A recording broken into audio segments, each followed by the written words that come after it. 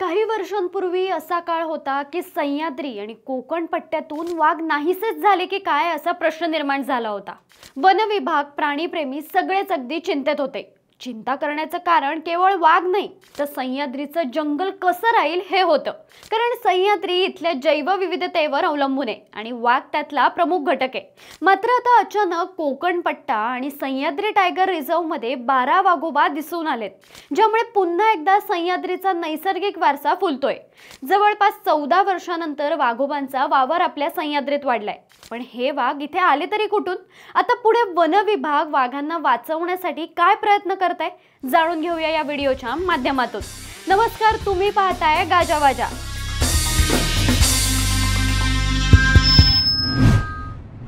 कोकण भागात राहणाऱ्यांकडून आपण अनेकदा ऐकलं असेल की आमच्या गावात वाघ येऊन गेलाय, पण गेले काही वर्ष वाघाचा विषय कुणी काढलाच नाही, कारण सह्याद्रीतले वाघ अचानक गायब झाले होते।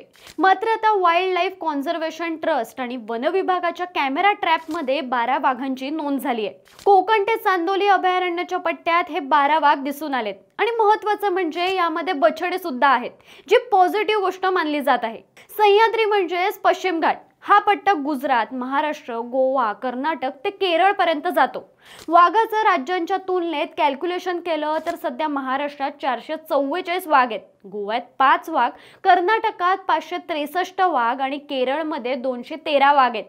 ही संख्या सध्या वाढली असली तरी काही वर्षांपूर्वी इथल्या वाघांचा अधिवास धोक्यात आल्याची चिन्ह होती।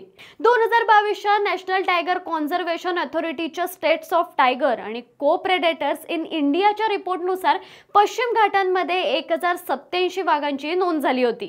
पण वाघांची संख्या का कमी झाली होती? तर त्याचं मुख्य कारण म्हणजे शिकार आणि सुरक्षित अधिवास। यामध्ये जंगलांच्या जमिनी विकास कामांसाठी बळकावणं हे सुद्धा एक कारण मानलं जात होतं। याशिवाय शेतीचा बचाव करण्यासाठी इलेक्ट्रिक फेन्सिंग लावणं हे सुद्धा यातलंच एक कारण होतं। मात्र आता वाघांचा अधिवास सुधारवण्यावर भर दिला गेला। व्याघ्र प्रकल्पाअंतर्गत येणाऱ्या गावाचं पुनर्वसन केलं गेलं। वाघांना कोणताही त्रास होणार नाही याचीही काळजी घेतली गेली आणि त्या दृष्टिकोनातून सह्याद्रीत सुविधा उभारली गेली। तसंच वाघांचं भक्ष्य असणाऱ्या प्राण्यांची संख्या वाढवण्याचा प्रयत्न करण्यात आला, ज्यामुळे आता वाघोबा कोकणातही पोहोचले आहेत। हे सर्व करत असताना दोडामार्ग, आंबोली आणि चांदोली या परिसरात लावण्यात आलेल्या कॅमेरा ट्रॅपच्या माध्यमातून इथे वाघांचा वावर वाढल्याचं दिसून आलंय। सह्याद्री व्याघ्र प्रकल्पाच्या लार्जर लँडस्केपमध्ये 12 वाघ दिसले आणि यात बछड्यांचाही समावेश आहे। त्यामुळे पूर्ण इकोसिस्टीमचं संरक्षण उत्तमरित्या होत आहे असंच एकंदरीत दिसून येत आहे। वाघ हा तसा एका जागेवर स्वस्थ न बसणारा प्राणी आहे। त्याला इथे तिथे भटकावं लागतंच, कधी स्वतःसाठी टेरिटरी शोधण्यासाठी तर कधी प्रजननासाठी। हाच त्याचा प्रवास असतो। आपल्या कोकणातले वाघ सुद्धा असाच प्रवास करत असतात। सावंतवाडी विभागातही वाघ आहेत आणि कोल्हापूर विभागातही वाघ आहेत आणि इथे असलेले एकूण 8 वाघ या दोन्ही भागात वावरताना दिसतात। बछडे असणं महत्त्वाचं का? कारण हे बछडे सह्याद्रीलाच आपला अधिवास समजून इथेच राहतील आणि इथेच त्यांच्या प्रजननाने वाघांची संख्या आणखी वाढण्यास मदत होईल। तशी जी 12 वाघांची नोंद झाली आहे ती केवळ आपल्या महाराष्ट्रातील कोकणापुरती आहे। महाराष्ट्र ते कर्नाटक पर्यंत पसरलेल्या सह्याद्री वन्यजीव भ्रमणमार्ग परिसरात 32 वाघांचा वावर असल्याचं समोर आले। त्यामुळे काही वाघ कर्नाटकच्या भागातून वर आल्याचंही बोललं जातंय। तरीही वाघांच्या या वावराला विकास आडवा येऊ शकतो।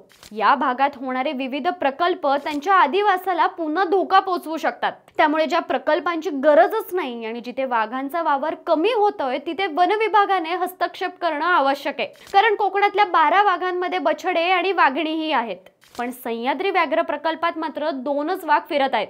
त्यामुळे विकासाच्या नावाने तेही निघून जाण्याची भीती आहे। विकास कामे हा तर वन्यजीव आणि प्रामुख्याने वाघांसाठी अडथळा आहेच, पण दुसरा अजून एक अडथळा म्हणजे इथे वाघिणींची संख्या कमी आहे। त्यामुळे आता एकंदरीत सर्व अडथळे दूर करून वन विभाग आणि महाराष्ट्र सरकार आपल्या कोकणातल्या वाघांना वाचवण्यासाठी काय प्रयत्न करतात हे पाहणं महत्त्वाचं ठरणार आहे। अशाच नवनवीन गोष्टी जाणून घेण्यासाठी गाजावाजाला लाईक, शेअर, फॉलो आणि सबस्क्राईब करायला विसरू नका।